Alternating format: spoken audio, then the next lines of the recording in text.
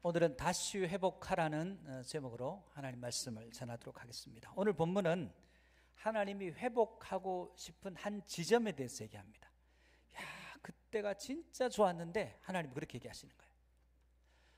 여러분 마음속에 한번 생각해 보세요. 진짜 여러분 인생에 그때가 진짜 좋았는데 그때로 돌아가고 싶다 하는 그때가 한 지점은 다 있을 겁니다. 어떤 분은 프로포즈했는데 응답받았을 때, 어떤 사람들은 어떤 중요한 시험을 합격했을 때, 또 어떤 어려운 일들의 문제가 풀렸을 때. 근데 하나님께서는 내가 그때가 정말 좋았는데, 이건 백성들하고 관계 안에서의 좋은 때예요. 지금 이스라엘 백성들이 어떤 상황이 있냐면 하나님으로부터 떠나 있고 하나님 믿는 믿음에서 실패한 상황들이 처해 있기 때문에 정말 하나님께 온전한 예배를 드리는 그 지점 한때를 회복하고 싶다. 그때가 진짜 좋았는데, 인생에 실패한 사람들이 과거를 추억합니다. 왜냐하면 과거에 성공했던 때, 지금 무너져 있으면 과거에 좋았던 때를 추억합니다. 사람들은 좋았던 때만 기억하는 게 아니고 고생했고 어려웠지만 의미 있는 때를 또 추억하게 됩니다. 여러분, 거친 밥, 보리밥, 곤드레밥, 사실은 조리를 잘 해서 그렇지 그거 옛날에 거친 음식이거든요. 왜 추억합니까?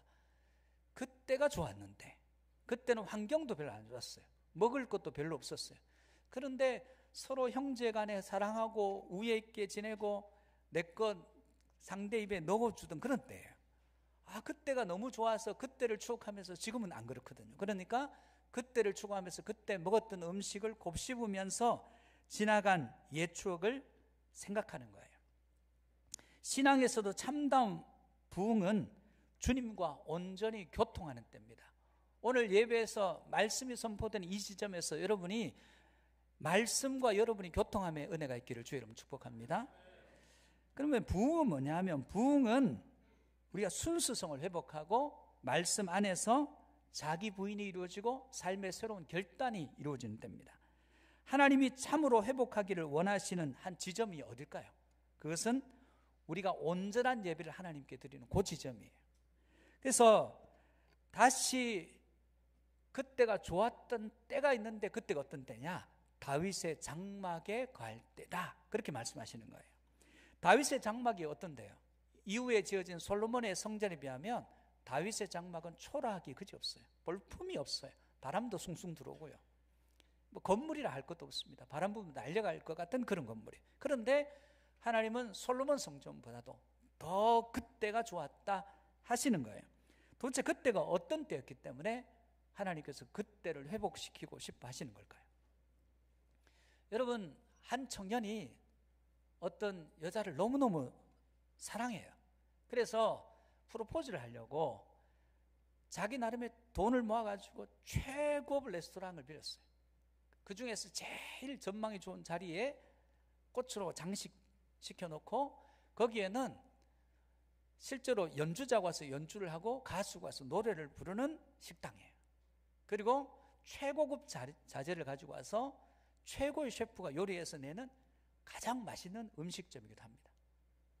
인테리어도 너무너무 아름답게 되어 있어서 그곳에 들어오면 황홀함에 빠질 수 있는 그런 곳을 예약을 했어요. 반지도 준비했어요. 그리고 이제 프로포즈 하려고 기다리는데 1시간을 기다려도 안 와요. 2시간을 기다려도 안 와요. 결국 안 나타나요. 그때 이 남자가 대환하게 이렇게 얘기합니다. 이제 음식 가져오세요. 그러면서 음식을 시켜서 고기를 자르면서 이렇게 합니다. 그녀 없어도 돼. 이렇게 최고급으로 장식된 이 인테리어 얼마나 놀라운가. 저기에서 노래하는 가수와 연주자들의 곡이 얼마나 대단한가. 그리고 이 음식은 정말 입에서 녹는군. 그녀가 없어도 난 이걸로 만족해. 그럴 사람이 있을까요, 없을까요? 거기서 가장 중요한 건 그녀예요. 그녀가 없는 그 식당, 인테리어, 음악, 음식은 아무 의미가 없는 거예요. 하나님이 정말 회복하고 싶은 때는 뭐냐 하면, 하나님 그분을 가장 사랑하고 하나님만 계시다면 어떤 환경 상황도 괜찮다는 거예요. 그곳이 하나님께서 회복하고 싶은 장소라는 거예요. 여러분이 이 예배 자리에서 우리가 정말 누려야 될 것은 뭐냐 하면 그분과의 온전한 교제, 그분을 마음껏 즐거워하고 그분을 기뻐하는 것입니다. 하나님께서 그때가 다윗의 장막에 거할 때라는 것입니다. 여러분, 하나님은 우리에게 거칠애를 원하시는 게 아니에요. 우리 마음을 원하시는 겁니다.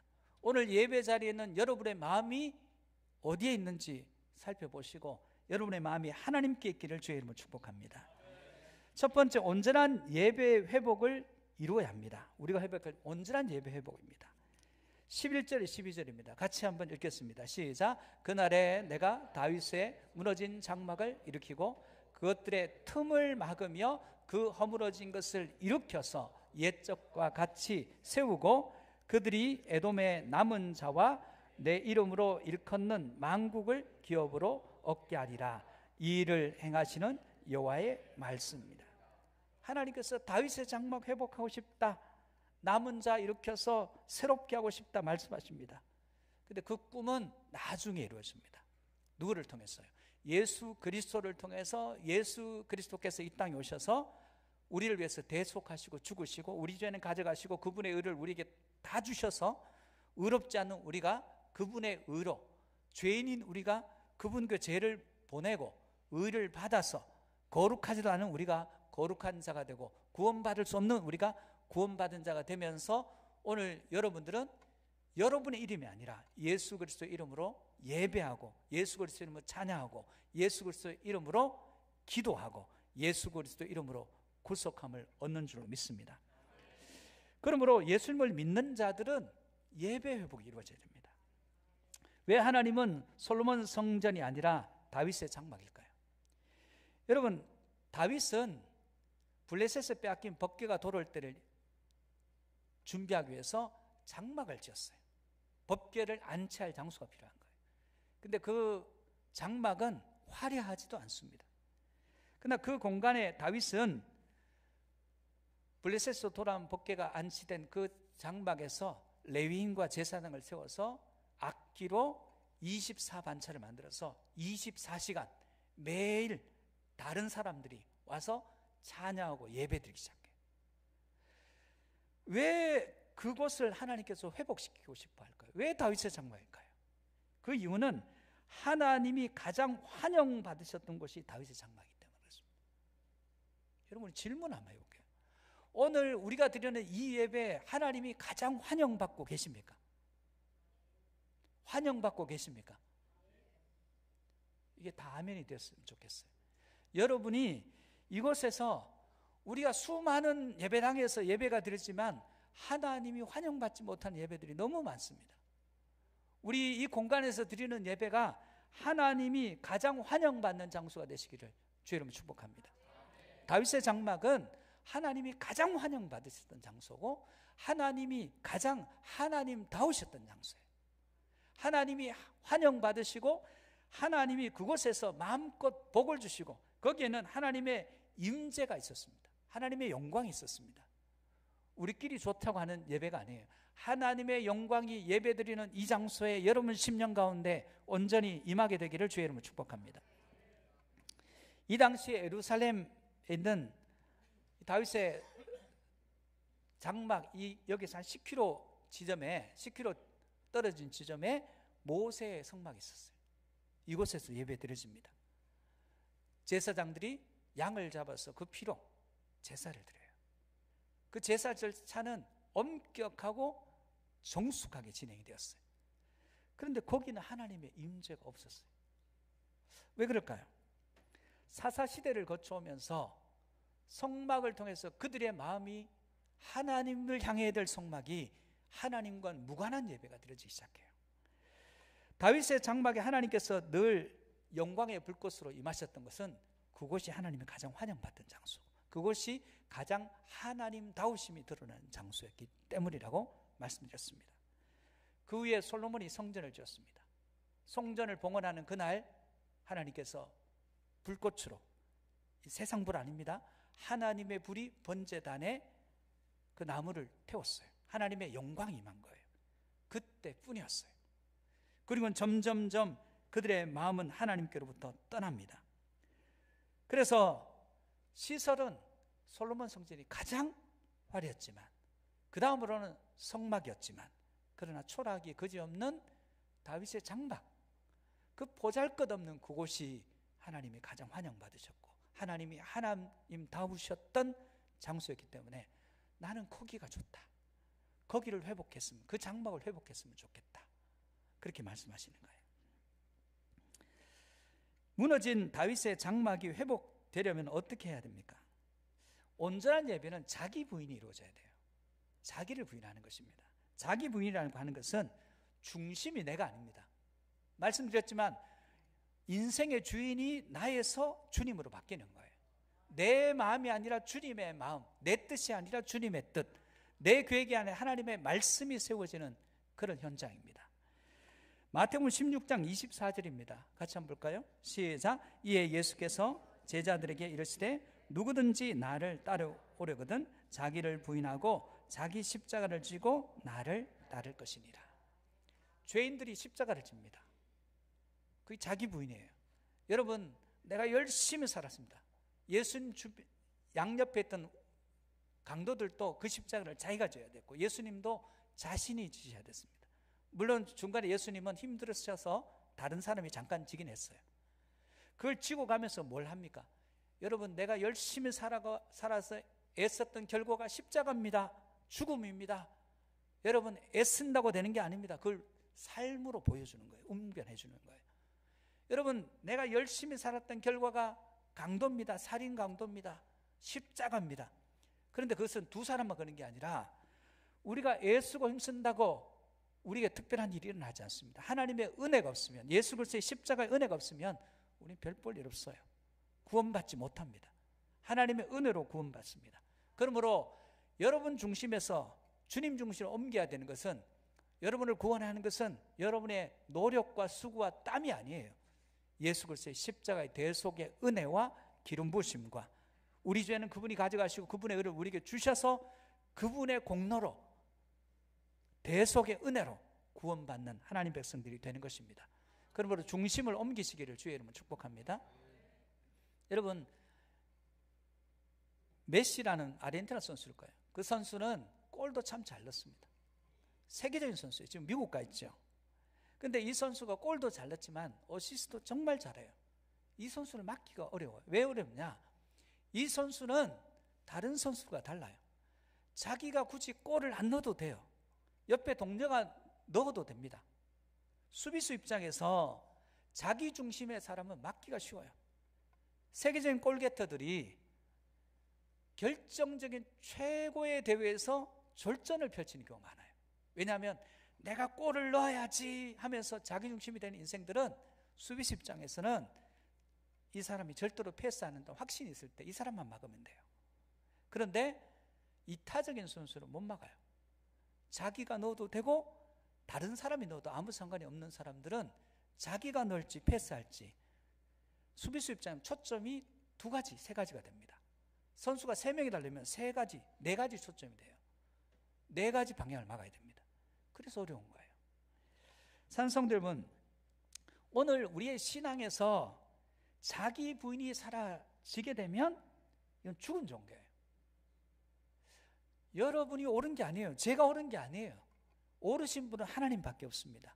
말씀이 길을 주지 여러분이 길을 줄 수 없어요. 여러분, 세상이 여러분에게 생명의 길을 제시할 수 없습니다. 자기 부인은 내가 틀릴 수 있음을 인정하는 것입니다. 내가 틀릴 수 있음을. 근데 생각보다 내가 훨씬 더 많이 틀려요. 그러므로 자기 부인은 자기가 인생의 주인이 아닙니다. 주님이 인생의 주인입니다. 그런 인생들은 언제나 주님을 영접합니다. 받아들입니다. 하나님, 나는 백지 상태입니다. 주님이 그려주시는 대로 내 인생이 세워짐을 믿습니다 하면서 말씀에 나를 의탁하고 말씀으로 자기 삶을 갖고 갈 수 있습니다. 여러분, 오랫동안 신앙생활 하는데 삶이 안 변해요. 왜 그렇습니까? 말씀이 선택되는 거예요. 듣는 자에서. 여러분, 말씀은 선택 못해요. 그 말씀을 들을 때 한 가지 고민은 어떻게 실행할까, 그 고민밖에 없지 이걸 할까 말까의 고민은 여러분의 몫이 아닙니다. 그러므로 여러분 인생 가운데 하나님이 여러분 중심에 자기 부인을 쓸 때 하나님은 그것이 바로 회복하고 싶은 다윗의 장막임을 잊지 마시기를 주의 이름으로 축복합니다. 두 번째, 예배가 회복되어 모든 것이 새로워져야 한다는 거예요. 한 성도가 병원을 갔는데 남편 간단하다 생각했기 때문에 검진을 받으러 갔는데 의사의 표정이 어두워요. 간호사도 웃음기가 싹 가신 얼굴로 얘기합니다. 환자분 빨리 가서 집에 가서 입원 준비를 해서 오십시오. 왜요? 말기암입니다. 너무 충격받았어요.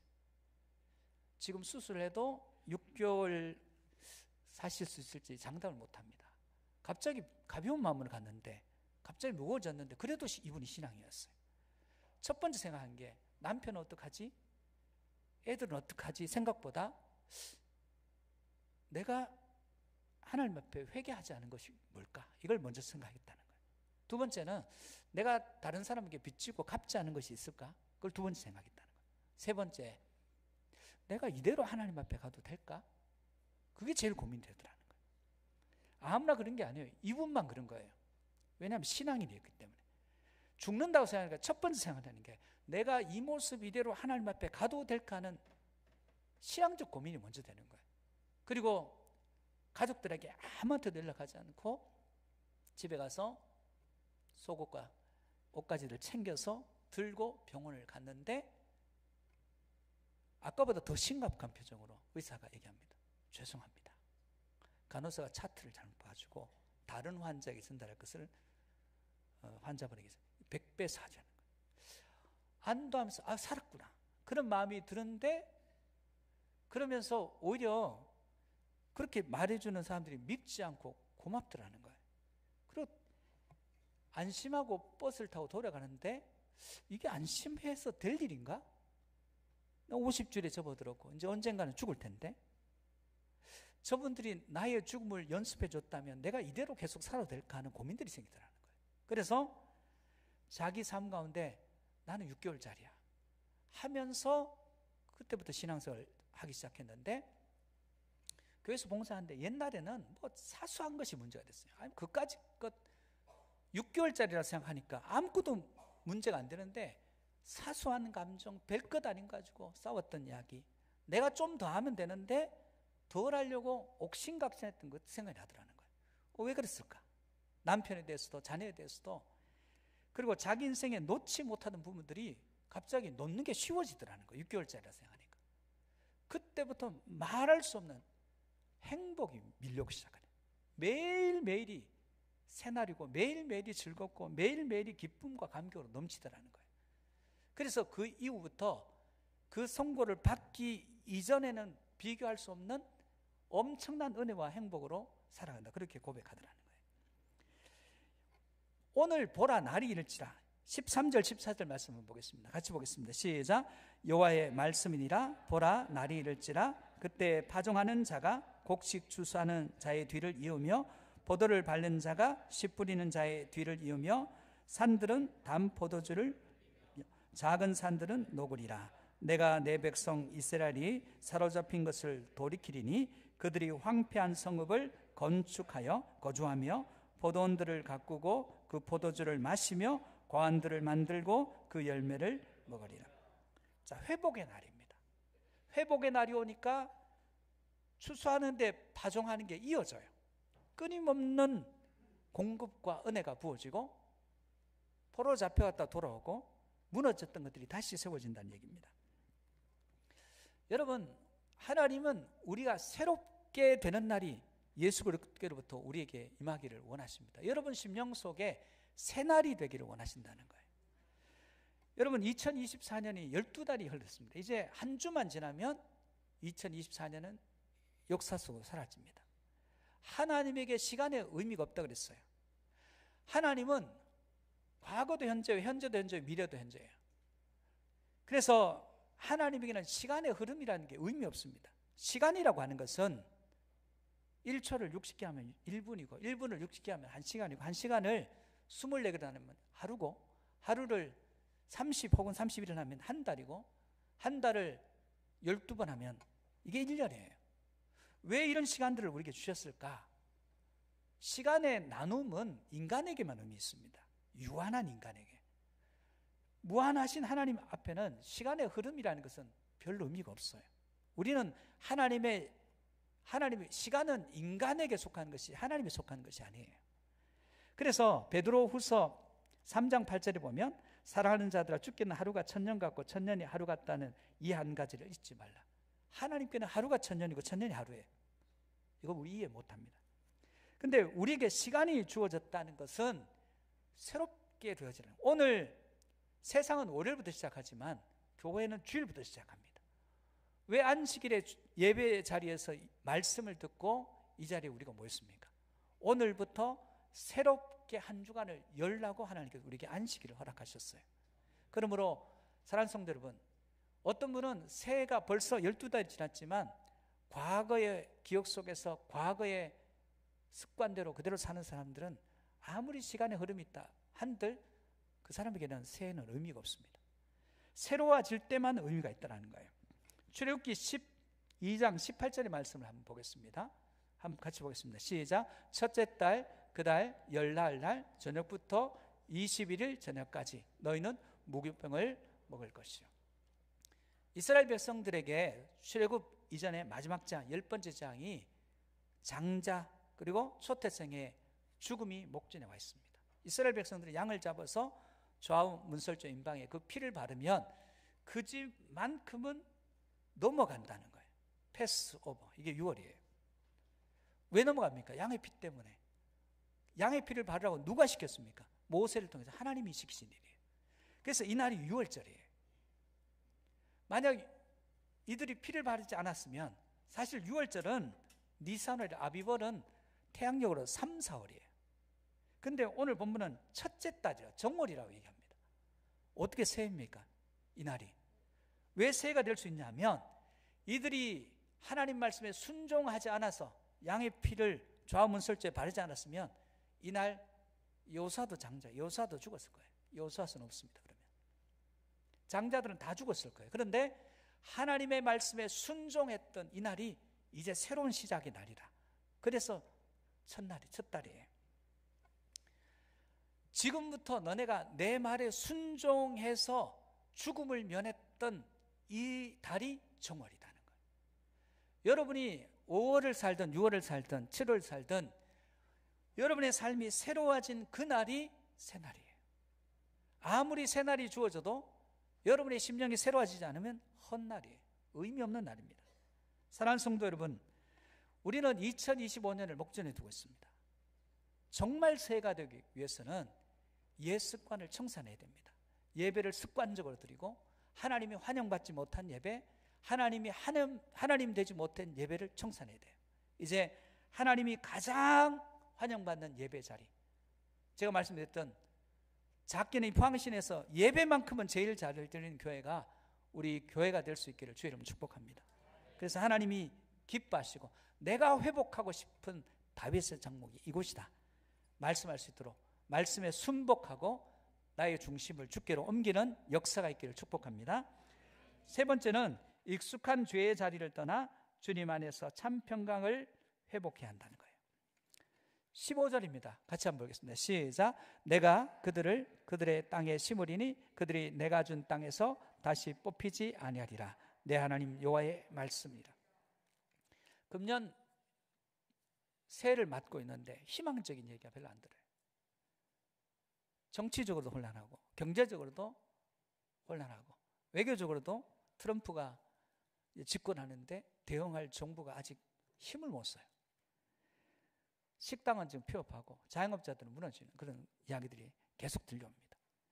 이런 희망적인 얘기가 하나도 우리에게 안 들립니다. 그래서 다 자구책을 구하는 거예요. 자구책이라는 게 돈을 저축하고 위험을 대비해서 보험을 넣고 그리고 나를 도와줄 사람을 위해서 인맥을 쌓고. 여러분, 그것이 여러분을 정말 도와줄 수 있습니까? 세상적인 방법을 추구하는 그것이 진짜 안전한 장소라는 거예요. 그것이 여러분을 참으로 도와줄 수 있습니까? 없는 것보다는 낫겠죠.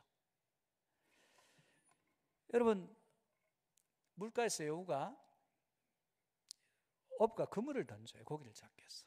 고기들이 그 그물을 피해서 이리저리 손살같이 도망을 다녀요.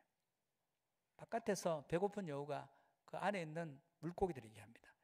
야, 너희들 왜 그리 바쁘냐? 지금 어부가 우리를 잡으려고 해서 바쁘지. 야, 내가 안전한 장소를 알고 있는데 너희가 물 밖으로만 나오면 내가 어부가 없는 곳을 안전한 장소를 안내해 줄게. 그렇게 얘기합니다. 그랬더니 이렇게 얘기해요. 물고기가. 물고기 말 못합니다. 예. 근데 지금 말한다고 얘기하고 지금 하는 거예요. 이렇게 얘기해요. 물고기에게 지금 어부가 나를 잡으려는 위험이 있지만 물보다 안전한 장소가 어딨냐? 이렇게 대답하는 거예요. 여러분, 세상적으로 안전한 장소, 안전한 곳을 많이 제시합니다. 그러나 여러분, 예수 그리스도를 믿는 여정에 고난이 없을까요? 질병이 없을까요? 어려움이 없을까요? 있어요. 그래도 이스라엘 백성들에게는 하나님과 함께하고 하나님의 도움이 있고 하나님의 붙드심이 있는 그 장소가 제일 안전한 장소입니다. 그러므로 주님과 함께 동행하는 임마누엘의 은혜가 저와 여러분의 있기를 주의 이름 축복합니다. 여러분, 아합 시대의 정권을 잡은 것은 아합이에요. 아내가 이세벨이에요. 이세벨은 바알과 아세라를 추종해요. 그러니까 온 세상이 바알과 아세라판입니다. 하나님 믿는 선지자들은 다 붙들리면 감옥 가거나 죽기 때문에 다 도망가고, 엘리야도 자기가 혼자 남았다 생각했는데 하나님 7,000명을 남겨두셨다 얘기했습니다. 백성들의 입장에서는 지금 분위기 파악을 해야 돼요. 어느 편에 붙어야 사는 길인지. 보니까 대세는 아합, 친 바알, 친 아세라 쪽이에요. 하나님을 믿기는 믿지만 지금은 대세 쪽으로 가야 됩니다. 그래서 전부 그쪽으로 가 있어요. 그런 그들에게 엘리야가 나타나서 하는 얘기가 열왕기하 18장 21절입니다. 같이 한번 볼까요? 시작. 엘리야가 모든 백성에게 가까이 나아가 이르되 너희가 어느 때까지 둘 사이에서 머뭇하려느냐?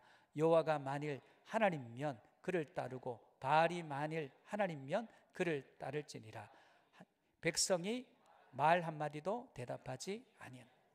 이때만 해도 하나님의 불이 아멘했을 때 대답을 함부로 했다면 죽을 수도 있어요. 대답하지 않아요. 머뭇거립니다. 그런데 갈멜산에서 엘리야가 기도했을 때 세상에 없는 불이, 하나님의 임재의 불이 그곳에서 물에 흠뻑 젖은 재물과 장작을 다 태우고 그 재물을 받으셨어요. 그 장면을 목도하고 바알과 아세라 선지자들을 멸하고, 그때부터는 하나님이 하나님이다. 그런데 이런 고백을 한 그들의 말이 진심일까요? 그렇지 않습니다. 여러분, 그들은 또 기회만 생기면 또 도망가는 거예요. 오늘 우리 신앙이 그렇지 않습니까? 이스라엘 백성이 출애굽을 합니다. 10가지 재앙이 내리고 바로가 할 수 없이 포로들, 경제를 상징하는 노예들을 보내요. 이스라엘 히브리 노예들을. 그리고 나중에 생각해보니까 아까워서 다시 추적합니다. 이스라엘 백성들은 홍해 앞에 가 있어요. 뒤에는 애국 군대가 추격하고 양쪽에는 갈 곳이 없습니다. 그때 모세가 바다를 향해서 지파를 가르치니까 길이 열렸어요. 그 길을 넘어서 반대편 언덕 위에 이스라엘 백성이 올라갔을 때 애국 군대가 추격하는데 자기들 앞에서도 길인 줄 알고 갔더니 물이 원 상태로 흐르고 그들은 거기서 다 물에 빠져서 수장되었어요. 하나님 없던 애굽 땅이 있습니다. 하나님이 있지만 아직 가나안 들어가지 않았어요. 불순종하면 광야예요. 그 광야는 척박한 땅입니다. 그 광야에서 생존 비결은 하나님만 의지하고 반석에서 물나는 은혜를 얻어서 물 마시고, 만나 주시면 만나 먹고, 구름 기둥 불 기둥으로 그들을 인도하시고, 옷이 헤어지지 않고 발이 부리지 않은 은혜를 주셔야 되는 땅이에요. 그런데 그들은 그들 앞에 있는 길은 말씀에 순종하고 앞으로 나가는 길밖에 없는데 그들은 자꾸 뒤돌아봐요. 길도 없는데. 세례가 뭐예요? 예수 그리스도를 믿는 자들이 홍해를 지나서 반대편 언덕에서 이제 길이 없어진 거예요. 뒤돌아보지만 그건 길이 아니에요. 예수 믿는 사람들 중에서 세상을 향해서 뒤돌아보는 인생들이 많습니다. 그러나 그건 길이 아니에요. 그 길은 이제 없어요. 고생스럽고 수고스럽지만 하나님 말씀 의지해서 앞으로 나가는 그 길, 광야에서 하나님을 찾고 그 말씀에 순종하는 그 길을 성도들은 걸어야 되는 것입니다. 사랑하는 성도 여러분, 세례가 그런 의미예요. 여러분이 앞에 놓인 하나님 부르시는 그 길로 가야 되는데 그 길에는 말씀이 있고 기도가 있어야 됩니다. 그 말씀을 여러분 중심으로 들어서는 안 됩니다. 말씀을 정리하겠습니다. 하나님은 다윗의 장막을 회복시키고 싶어 하십니다. 그곳은 하나님이 가장 환영받고 가장 하나님다우신 곳입니다. 오늘 이 장소가 그런 장소가 되기를 축복합니다. 그리고 우리 안에서 모든 것들이 새로워져야 됩니다. 어제와 똑같은 모습 같지만 속 사람이 바뀌면 새 날이에요. 어제와 달라 보이지만 속 사람이 같으면 같은 것입니다. 그러므로 모든 날들이 여러분 앞에 새로운 날들이 되시기를 축복합니다. 마지막으로 여러분 익숙한 죄의 자리를 떠나야 됩니다. 고생스럽고 힘들어도 주님이 부르시는 그 말씀 붙들고 성령의 인도하심 가운데 말씀을 의지하고 오늘 또 말씀이 오늘 예배 자리에 있는 여러분 각자의 삶에 여러분의 손이 말씀의 도구, 여러분의 발이 말씀의 도구, 여러분의 입술과 눈과 코와 호흡이 말씀의 도구가 되시기를 주의 이름으로 축복합니다.